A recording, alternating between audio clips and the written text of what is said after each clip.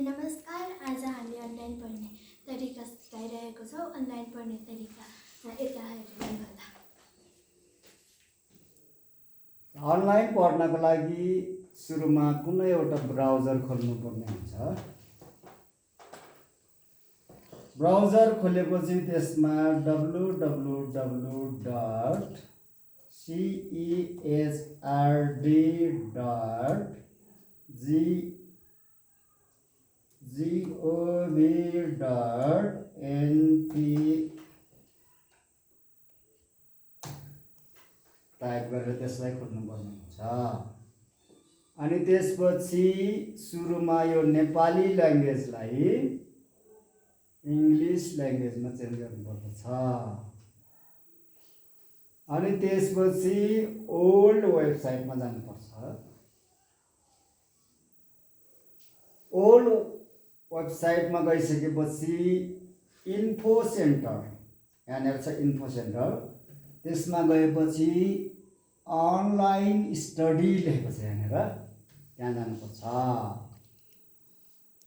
Online study पछि यहाँनिर number 6 मा छ virtual class of all compulsory subject class 1 to 10 भनेर लेखेको छ। त्यसको क्लिक टु अपन भन्नेमा क्लिक गर्नुपर्ने हुन्छ।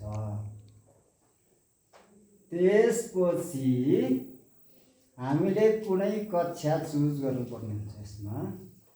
जस्तो कि हामी अहिले कक्षा 6 को नेपाली विषय पढ्न गइरहेका छौँ, त्यसकारण कक्षा 6 नेपाली जान्दैछौँ र भ्यू फुल प्लेलिस्ट यहाँ जानुपर्ने हुन्छ।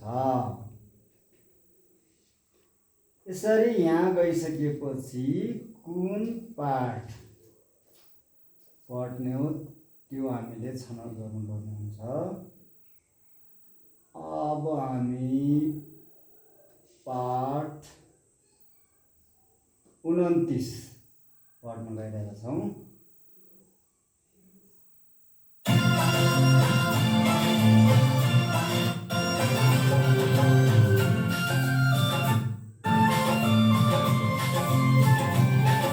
कक्षा 6 मा अध्ययन गर्नुहुने भाइ बहिनीहरू, आजको कक्षामा तपाईहरुलाई स्वागत छ। हामी कुन पाठ पढिरहेका थियौँ रे? तपाईले सम्झिनु भएको छ?